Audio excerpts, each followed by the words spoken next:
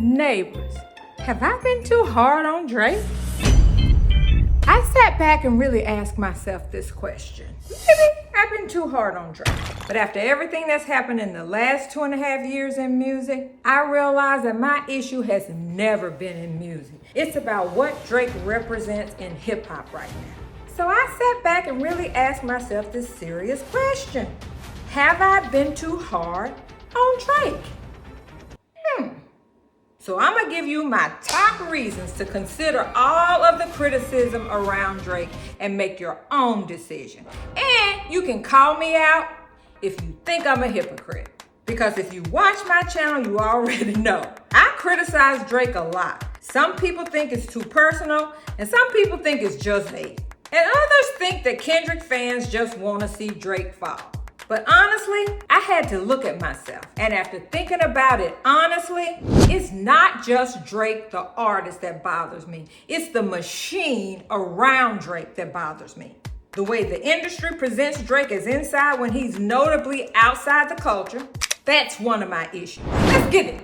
And remember, always keep it hip hop. Okay, neighbors, I'm gonna give you my top reasons why I think hip hop fans has a legitimate complaint and criticism about Drake. And I'm gonna let you be the judge. But before we get into it, hit that like, subscribe, and share the video before we start this discussion because it's gonna get good. So number one, I'm gonna get straight into it. I'm not gonna hold y'all up because Dr. P's time is just as valuable as yours. Number one, all the MAGA adjacent suspect moves by your boy Drake. Not denouncing MAGA using his music like other hip hop and R&B stars have done in the past. The Nazi, potentially a metaphor. And then probably the most egregious of all, jacking the West Coast Bay Area style on Too Hard for the Radio. That just made me sick on my stomach. Would you say that was a bar or a failed bar? I'd like to call it the latter. That's exactly why I never liked listening to him. Culturally tone deaf. Not because he doesn't have hits, but because every issue I've ever had with Drake has gotten more pronounced over the years. And it's showing its ugly face more and more. And I realize some of y'all are gonna disagree with me today, and that's fine too. But just hear me out for a sec. Maybe this is my own bias talking, but I'm big enough to admit that. Because truthfully, I never really listened to Drake anyway. Outside of his radio hits and the stuff they tried to push down my throat, making me think the boy is okay with hip hop and black lived experiences. I'm in the South and I wasn't checking for any of Drake's albums.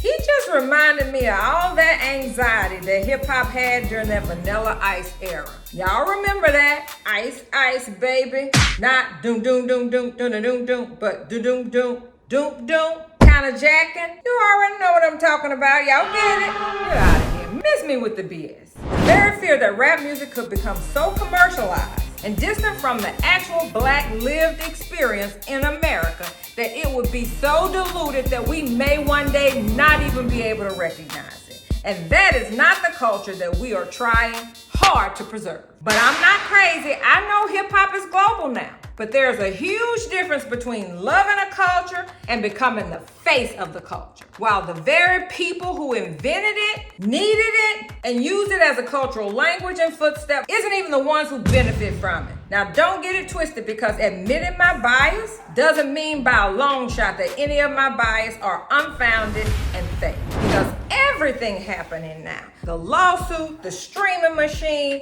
the image management, kind of confirms why some people never really trusted Drake in the first place. Next, Lord have mercy, they questioning me again, and it's making me have deep conversations with myself. How the allegations around botting and streaming manipulation hurts independent artists.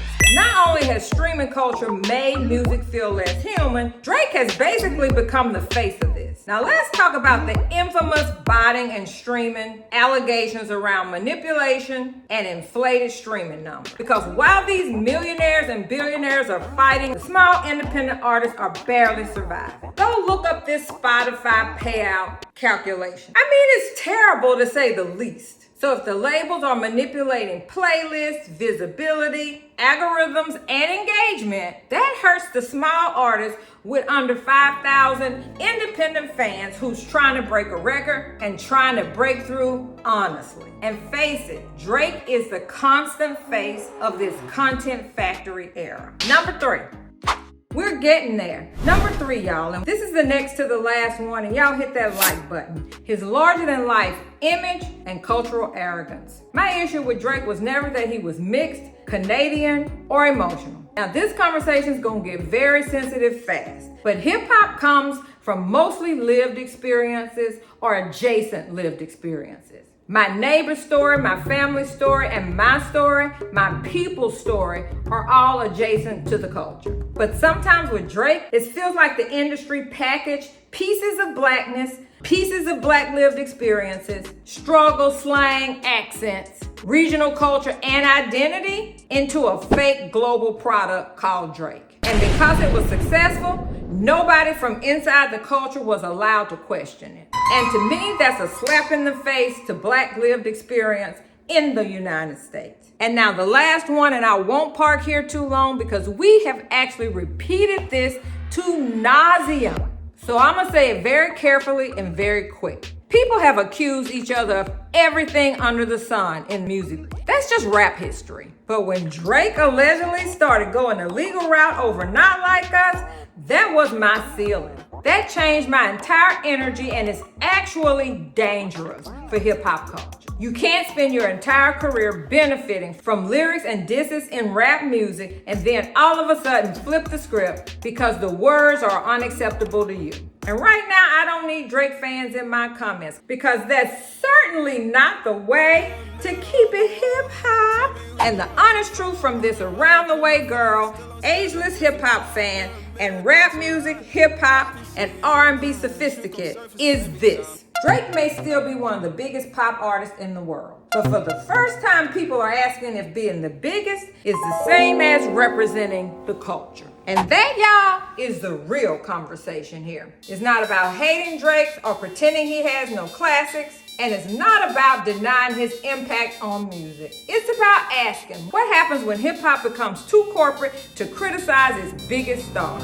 Maybe I have been too hard on Drake, but after this last 2.5 years, I think the culture is finally asking the same questions. So no, I'm still not listening to Iceman, but I will be watching to see what this moment will mean to hip-hop.